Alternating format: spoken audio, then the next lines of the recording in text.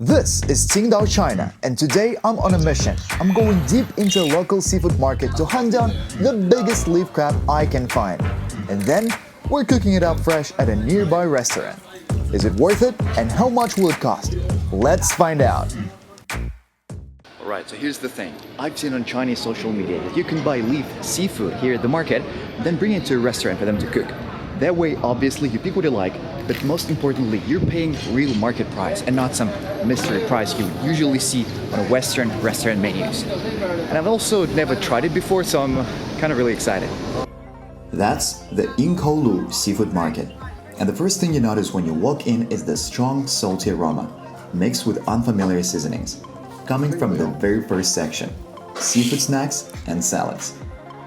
Most of the snacks are dried seafood, shrimp, octopus, fish, squid, and honestly, it tastes better than I expected.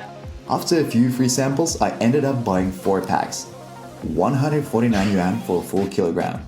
Not bad at all. Next, we're finally entering the leaf seafood section. And I'm not exaggerating, I saw things here that I never thought could end up on a plate. Just look at this, and tell me we're not thinking the same thing. Gross. At the same time, kind of fascinating. In China, walking into a seafood market like this is like stepping into a different world. You don't just see these bizarre sea creatures, you can buy them and eat them. It genuinely feels like something out of a sci-fi movie for me.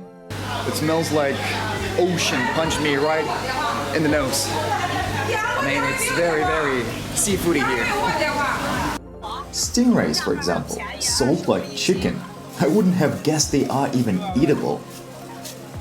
And starfish? Ever looked at Patrick wondering what kind of snack he'd be? Well, weird thought, but not in China. Right next to Patrick's are sea cactuses. Not only spiky but venomous, yet somehow they still end up on plates. Then there's another thing, and I had no clue what it was. Turns out it's a sea cucumber. And what about that thing over there? Still no idea. And frankly, it freaks me out. And in the middle of all these alien sea monsters, the little octopuses seem like the most innocent ones. They are really smart creatures. But another thing, they actually taste like very cheap rubber. And they still manage to end up on someone's plate. Poor guys. But all of this, as wild as it is, wasn't what I came for. My main goal? The giant king crab. And I finally found a dip inside the market. Just look at these monsters! Even a 2 or 3 pounder is already impressive. But I wanted more. At least 4 pounds, a true king of the seafloor. And after scanning tank after tank, I found him. The biggest one in the entire market. Just under 5 pounds. An absolutely magnificent sea beast. But the most shocking thing about it isn't its size, it's the price. 668 yuan before any negotiation. That's around 92 US dollars. And yes, if you're feeling confident, you can absolutely bargain it down, maybe to 85. I like the number 666. No, not because of this. It's actually considered lucky in China. 中文肯定学了很多年了吧6年了。6年了哈，写的这么溜。是对，好，谢谢啊，拿到。Now we're heading to a local spot that specializes in cooking whatever you bring them. So it's like bring your own bottle, but better and class. All around the seafood market, you'll find restaurants that are happy to cook whatever seafood you bring them. These places are called啤酒屋, beer houses. And what you want to look for are the 2 characters. 加工, they specialize in preparing your fresh seafood, and pricing is pretty standard across the board. The place I chose isn't fancy at all, as you can probably tell. It's just your typical local spot. Nothing about the interior screams luxury. The focus here is on 2 things: fresh seafood and famous Qingdao beer. Cooking the king crab will take them about 40 minutes, and the cost? Just 60 yuan, around 7 US dollars. To put it into perspective, if I had ordered the exact same crab from their menu instead of bringing my own, I would have paid almost double, roughly 180 bucks. So I kept it simple. ordered a few appetizers and tried the blueberry juice they recommended. 这会儿我看看。 While we're waiting for the king of the fest, or giant king crab, here's what we've got to keep us company. First, steamed abalone.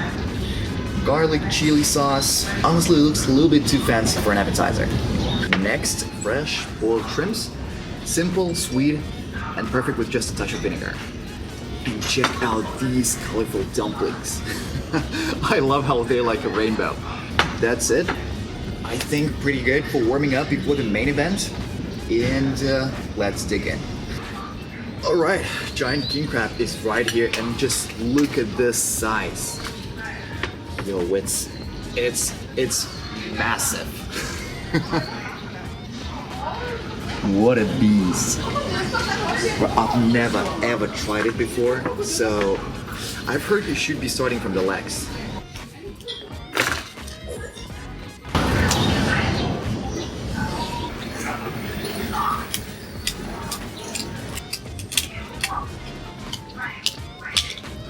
Wow. 蘸旁边的那个酱油啊什么的。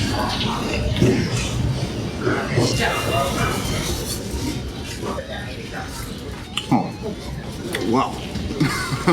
First, I went to act like a little bit tough. Like, yeah, you know, I live in China, not a big deal, just a king crab. But actually, it is kind of different. Not a single crab stick would prepare me with this taste. The taste, the texture, everything is kind of special about it. And I think I'm starting to understand where the price comes from. Let's open the shell.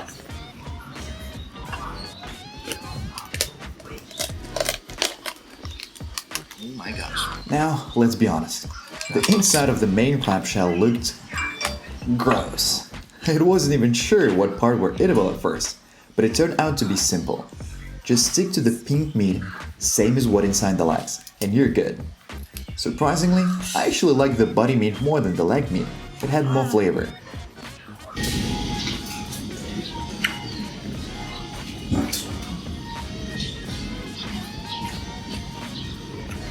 Soy sauce, wasabi, the best combination. I'll be real with you. Abalone is a 6 out of 10 for me. And not because the place didn't do it well. I just don't really get the hype. The blueberry juice though, surprisingly good. Solid 8 out of 10. As for the dumplings, they're okay. I'd give them a 7. Mostly for the colorful look though. I've had way better flavors in other cities. I'll be honest with you. Personally, I don't think king crab tastes better than high quality lamb, or let's say beef. When you pay for crab, you're really paying for the experience. First the size, then the flavor. That's the order. Does that make it not worth it? Absolutely not. I still think it's something you need to try at least once in your life. But would I recommend buying it for the crazy prices they charge in the US, especially for live giant king crab? Definitely not. This bulky fella would cost me at least 400 bucks. But getting this monster for just $99, that's a steal. If you ever come across a price even close to what I paid, go for it. It's a luxurious, unique food experience, and let's be real, definitely worthy of an Instagram post. I'd give this king crab a solid 9 out of 10, and not just because of the price, but because the more I ate, the more certain I was that I'd be back here again. And next time, I'll probably try something even crazier. So, for less than $100, I got these king crab. Fresh, cooked to order, and right by the sea. Or technically not far from it. Not bad, huh? Come on. So hit the like if you want to see more Chinese food adventures. Drop a crab in the comments if you try this beast. And subscribe if you want to see more incredible Chinese stuff. 你好，我们多少钱啊？知道了。好的，谢谢你。啊，没事没事。一共是170块钱。 170块钱是吧？有微信支付。然后帮我那个下导包可以吗？好嘞，可以。我给你拿个刷盒呗。